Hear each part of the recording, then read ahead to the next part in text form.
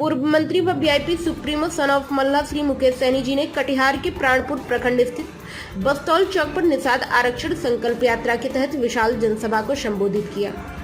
श्री मुकेश सैनी ने कहा कि निषाद का मतलब सिर्फ मछली मारना नहीं होता है। निषाद का बेटा सरकार चलाना भी जानता है। मोदी जी को इस बार 2024 में सरकार बनाना है तो निषाद समाज को आरक्षण देना होगा। निषाद समाज को तो 50 साल पहले ही आरक्षण मिल जाना चाहिए था, पर हम लड़ाई नहीं लड़ पाए। अब निषाद का बेटा मुकेश सैनी निषाद समाज के हक अधिकार के लिए लड़ रहा है। आप लोग हाथ में गंगा जल लेकर संकल्प लीजिए। और क्या कुछ कहते हैं मुकेश सैनी जी, आइए जानते हैं। ये निश्चित तौर पे 10 सालों में हम आरक्षण नहीं ले पाए, लेकिन कम उपलब्धि हमने हासिल नहीं किया। कल तक निषाद को लोगों को लगता था निषाद मल्ला का मतलब सिर्फ मछली मारना होता है, लेकिन बिहार में हमने अपनी पहचान बनाया है। हम बिहार में लोगों को बता दिया कि बिहार में मल्ला का मतलब सिर्फ मछली मारना नहीं होता है, बिहार में मल्ला का मतलब शासन करना भी होता है। आपने देखा 2020 का चुनाव में हमने 4 विधायक बनाया। आजाद भारत में, हिंदुस्तान में पहली बार बिहार में एक निषाद का बेटा ने 4 विधायक बना लिया। अपने दम पर बिहार में मंत्री बने थे, किसी के मेहरबानी से नहीं बने थे। और यहां तो छोड़िए, सरकार का चाबी मेरे जेब में था।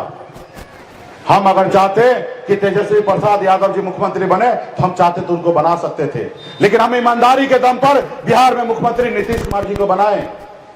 और ये आजाद भारत में पहली बार एक मल्ला का बेटा के समर्थन से बिहार में एक मुख्यमंत्री बना। ये हमारी पहचान है साथियों। कल तक निषाद का बेटा एक टिकट मांगने के लिए दूसरे पॉलिटिकल पार्टी के दरवाजे पे जाके अपना चप्पल घिस के परेशान हो जाता था, एक टिकट नसीब नहीं होता था। लेकिन आज ये बिहार में ये निषाद का बेटा टिकट नहीं मांगता, टिकट मांगता है। ये हमारी पहचान बना है। ये कैसे हुआ उपलब्धि? ये उपलब्धि जब आपने हमें अपना भाई माना, जब आपने हमें अपना बेटा माना, जब आपने हमें अपना नेता माना और आपने कहा कि सन ऑफ मल्ला आप आगे बढ़ो, हम आपके साथ हैं, तब जाके ऐसा हुआ। अगर आप हमें साथ नहीं देते तो आपको लगता है इतना बड़ा पॉलिटिकल पार्टी आपके निषाद मल्ला के बेटा के सामने झुकता? आपने देखा 2015 में जब आप लोगों ने साथ दिया, कटिहार में मजबूती से हम लोग लड़ाई लड़ते थे। पहली बार विजय गौरी जी को हमने टिकट दिलाया था नीतीश जी से, उस बार चुनाव हार गए थे। आज भी आपका निषाद का बेटा विधायक है तो मुकेश सैनी का देन है। ये कैसे हुआ? जब आपने हमारे हाथ को मजबूत किया तब जाकर ऐसा हुआ। आप हमारे हाथ को जितना मजबूत कीजिएगा, जितना आप अपने पार्टी को मजबूत कीजिएगा, उतना बड़े पॉलिटिकल पार्टी या बड़े नेता को हम मजबूर कर देंगे आपके बात को मानने के लिए, आपके सामने में झुकने के लिए। आज हमारी लड़ाई है, आरक्षण नहीं तो गठबंधन नहीं, गठबंधन नहीं तो वोट नहीं, अब वोट नहीं तो दिल्ली का सरकार नहीं। जो हमारी सुनेगा हम उनकी सुनेंगे, जो हमारी नहीं सुनेगा हम उनकी नहीं सुनेंगे। जो हमारे बच्चे का फिक्र करेगा हम उनका फिक्र करेंगे, जो हमारे बच्चे का फिक्र नहीं करेगा हम भी उनका फिक्र नहीं करेंगे। इसके लिए एकजुट होना पड़ेगा।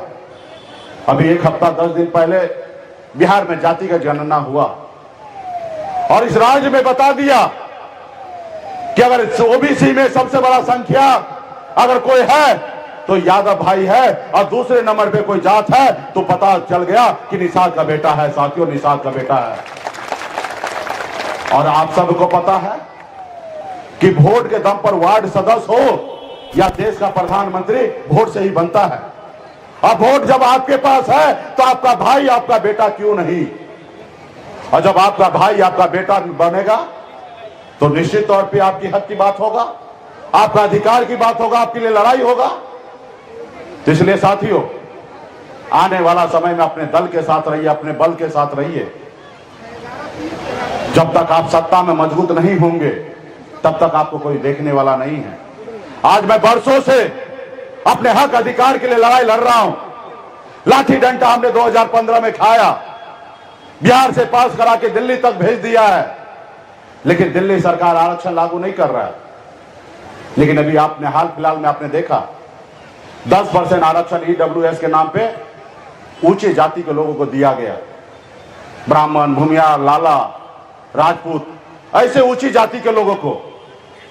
क्यों? क्योंकि वो आर्थिक तौर पे गरीब है, इसलिए 10% आरक्षण दे दिया। देगा ही ना। भारतीय जनता पार्टी का सरकार बना है, उसके पर्दे के पीछे आरएसएस है, उनका अपना सरकार बना दिया गया। अगर आपका सरकार बनता तो आपके लिए भी काम होता। आप बताइए ना, बेगर कोई आयोग बने, बेगर कोई जांच किए हुए, बेगर कोई समझौता किए हुए 10% आरक्षण दिया गया। अभी आपने देखा 10% उनकी आबादी है, अटैक 10% आरक्षण दिया गया। हम उसके आरक्षण का विरोध नहीं करते हैं, हम भी समर्थन करते हैं कि अगर ऊंचे जाति में अगर कोई व्यक्ति गरीब है तो उनको भी सरकार से लाभ मिलना चाहिए, लेकिन तरीका एक होना चाहिए। आज बताइए 63% हम हैं, हमको 27% आरक्षण मिल रहा है और वो 10% है, उनको 10% आरक्षण मिल रहा है। आप बताइए कहां का न्याय है? एक तरफ 4 आदमी हैं, उसको 8 रोटी खाने के लिए दे रहे हैं, और एक तरफ 4 लोग बैठे हैं, उसको 2 रोटी दे रहे हैं खाने के लिए। कैसे उसका पेट भरेगा जो बरसों से भूखा है? और कैटेगरी क्या है?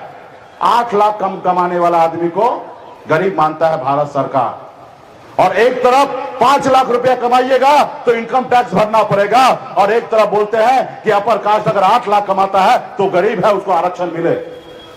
अगर 8 लाख कमाने वाला अगर गरीब है तो मनरेगा में काम करने वाला हमारा भाई वो क्या है? वो भी अगर गरीब है तो उसको 300 रुपया क्यों? फिर उसको 2300 रुपया कीजिए, तब जाके पता चलेगा 8 लाख रुपया सालाना कमाएगा। लेकिन 2300 की जगह 300 दीजिएगा और कहिएगा कि आपका घर परिवार चल जाएगा, और एक तरफ 2300 रुपया कमाने वाले को कहिएगा कि ये गरीब है। ये तो 2 चश्मा से देखा जा रहा है। तो इसलिए साथियों, इस देश का प्रधानमंत्री आपके वोट से बनता है। अपने वोट को अपने पावर बनाइए, अपनी शक्ति बनाइए, अपने हक अधिकार के लिए इस्तेमाल कीजिए, संघर्ष कीजिए, लड़ाई लड़िए। क्या आप लोग लड़ाई लड़ने के लिए तैयार हैं? चलिए, बहुत बहुत धन्यवाद। माता के दर से कहीं जोश कम है। क्या आपको नहीं लड़ना है अपने बच्चे के लिए? चलिए, बहुत बहुत धन्यवाद। अगर लड़ाई लड़ना है तो संकल्प लेना पड़ेगा, क्योंकि हमारा ये यात्रा जो है संकल्प यात्रा है। जो दिल्ली में जो बैठे हैं वो गलतफहमी का शिकार हुआ है। उनको लगता है कि मुकेश सहनी कितना भी लड़ ले, चिल्ला ले, हमारी बात मानेगा तो ठीक है, हमारा गुलाम बनेगा तो ठीक है, नहीं तो इसके गांव में जाएंगे, निसार टोला में जाएंगे, एक एक लोगों को 200 रुपया देंगे और वोट खरीद लेंगे। लेकिन आपको संकल्प लेना पड़ेगा कि हम अपना वोट को नहीं बेचेंगे, अपने बच्चे के भविष्य के लिए लड़ाई लड़ेंगे। और जब लेंगे तो मोदी जी देखेंगे, और जब मोदी जी देखेंगे तो उनको यकीन होगा कि अब बिहार में निसार का बेटा अपना वोट नहीं बेचेगा, अपने बच्चे का हक अधिकार के लिए संघर्ष करेगा, लड़ाई लड़ेगा। और जब उनको यकीन होगा तो वो डरेंगे, घबराएंगे, और जब डरेंगे, घबराएंगे तो निषाद का आरक्षण लागू करेंगे, क्योंकि 2024 में जो उनको फिर से प्रधानमंत्री बनना है, और जब प्रधानमंत्री उनको बनना है और हमें आरक्षण देना चाहिए, और जब हमें आरक्षण नहीं मिलेगा तो फिर ऐसे प्रधानमंत्री को बदल ही देना हमारे लिए उचित होगा। जो प्रधानमंत्री हमारा काम ना कर सके, फिर ऐसे प्रधानमंत्री हमें क्यों चाहिए? या हमें बताए कि हमारा जो मांग है वो नाजायज है, हम जो मांग कर रहे हैं वो गलत है। अगर हम मांग जो कर रहे हैं अगर वो गलत है, हम 4 कदम पीछे हटते हैं। अगर मेरी मांग जायज है, अगर मैं मांग सही कर रहा हूं और जो प्रधानमंत्री का कर्तव्य बनता है तो उनको पूरा करना चाहिए। और जब नहीं करेंगे तो हमारे पौंगली में दम है कि हम देश के प्रधानमंत्री बदल सकते हैं। तो इसके लिए संकल्प लेना पड़ेगा। कोई भी लड़ाई लड़ने के लिए संकल्प लेना पड़ता है। आप घर में पूजा भी जब करते हैं ना, सत्यनारायण भगवान का पूजा, तभी भी आपको संकल्प लेना पड़ता है। पंडित जी हाथ में गंगा जल, अक्षत फूल देते हैं, कहते हैं कि शुद्ध मन से पूजा कर रहे हैं कि नहीं कर रहे, संकल्प करो। उसी तरीके से आपको संकल्प कीजिएगा कि हम अपने बच्चे के भविष्य के लिए हम संघर्ष करेंगे, लड़ाई लड़ेंगे, अपना वोट को नहीं बेचेंगे। तो क्या आप लोग संकल्प लेने के लिए तैयार हैं? चलिए, बहुत बहुत धन्यवाद। तो इस बार हमने भी एक ऐसी दवा बनाई है आपने देखा होगा कोरोना काल में देश के डॉक्टर ने एक वैक्सीन बनाया था देश के लोगों को सुरक्षित करने के लिए। इस बार हम भी एक वैक्सीन बनाए हैं। वो वैक्सीन ऐसा है कि जितना आप लगाइएगा ना उतना दिल्ली का कुर्सी हिलेगा, और जितना हिलेगा ना दिल्ली का कुर्सी उतना वो डरेंगे और जल्दी आरक्षण करेंगे। वो वैक्सीन का क्या नाम है मालूम है? उस वैक्सीन का नाम है गंगा जल। जब आप संकल्प लीजिएगा ना तो वो यकीन मान लेंगे कि अब निषाद का वोट बिकेगा नहीं, क्योंकि मोदी जी यहां है नहीं तो उसका भी रास्ता है। देखिए वीडियो कैमरा वाला भाई ये वीडियो करेंगे और ये वीडियो बना के मोदी जी को भेज देंगे, और मोदी जी देखेंगे कि कटिहार जिला में निषाद का बेटा, माता, बहन, नौजवान साथी ने हाथ में गंगा जल लेके संकल्प ले लिया है कि अपने बच्चे के हक अधिकार के लिए लड़ेंगे। और जब उनको एहसास होगा तब आपका काम होगा। तो सभी लोग वैक्सीन को निकालिए। जितना भी यहाँ निषाद के माता, बहन, नौजवान साथी हैं, पिछड़ा समाज के लोग हैं, सभी लोग वो वैक्सीन को निकालिए। भविष्य अच्छा देखना चाहते हैं तो निकालिए, सब निकाल लिए और इस ढक्कन को खोलिए और हाथ में लीजिए चूरू में। जब तक हाथ में नहीं लीजिएगा तो शुद्ध कैसे होइएगा? सब लोग लीजिए और जैसे जैसे हम संकल्प पढ़ रहे हैं वैसे वैसे आप भी पढ़िए। अब भाई नेता लोग को भी दीजिए भाई, क्योंकि चुनाव में पहले नेता बदल जाता है। सब लोग ले लिए और हाथ को ऊपर कीजिए ताकि वीडियो कैमरा में आ सके। सभी माता बहन संकल्प पढ़िए।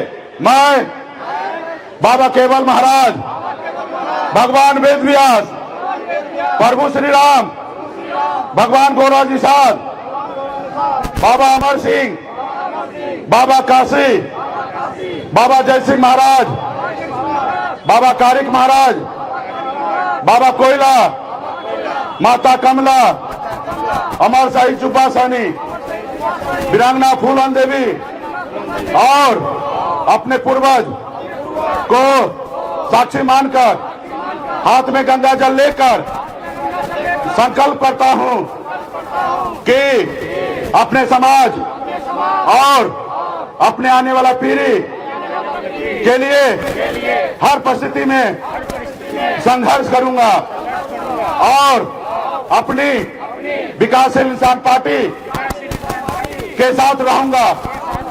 पार्टी जो निर्णय लेगी हम उस निर्णय के साथ रहेंगे। हम संकल्प लेते हैं एक रोटी कम खाएंगे लेकिन अपने बच्चे को पढ़ाएंगे लिखाएंगे। हम संकल्प लेते हैं एक एक निषाद के घर पे जाएंगे, सभी को संकल्प करवाएंगे। जय निषाद राज, जय वीआईपी, जय बिहार। देखिए यहाँ पे जितने भी माता, बहन, नौजवान साथी हैं, आप सभी ने गंगा माता के सौगंध खाया है, संकल्प लिया है कि हम एक रोटी कम खाएंगे लेकिन अपने बच्चे को पढ़ाएंगे लिखाएंगे। आपने संकल्प लिया है कि समाज के हक अधिकार के लिए, एकता के लिए आधी रात को भी समाज के साथ खड़ा रहेंगे। आपने संकल्प लिया है कि एक एक गांव में जाकर एक एक निषाद को जाके संकल्प करवाएंगे ताकि अपने आने वाला समय में अपने समाज, अपने पार्टी, अपने दल, अपने नेता के साथ खड़ा रहेंगे और अपने आरक्षण की लड़ाई को लड़ते रहेंगे। इसके लिए